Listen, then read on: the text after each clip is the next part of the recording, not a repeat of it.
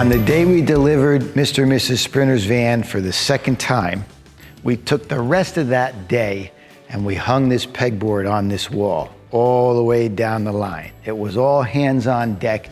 Even my son Andrew was here helping. So now this week, while Ron, Alex, and I were working on Sam's van, and Elise was populating this pegboard, we're getting organized. Another great storage idea we came up with is really an idea I used in my photo studio way back in the day. We used to hang seamless paper this way, 9-foot rolls of seamless paper.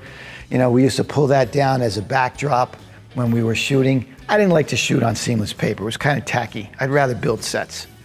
Anyway, that's what this is. These are all my vinyls. Padded vinyl, non-padded vinyl, white, beige, off-white, burgundy, blue, they're all here.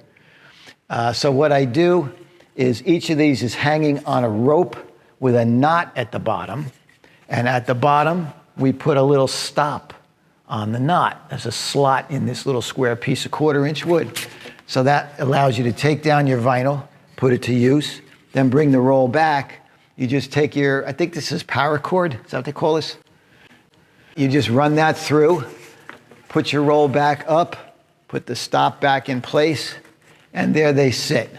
And they don't get damaged, they don't get in trouble. They're up high enough that we can put another shelf or a table or a workstation under them.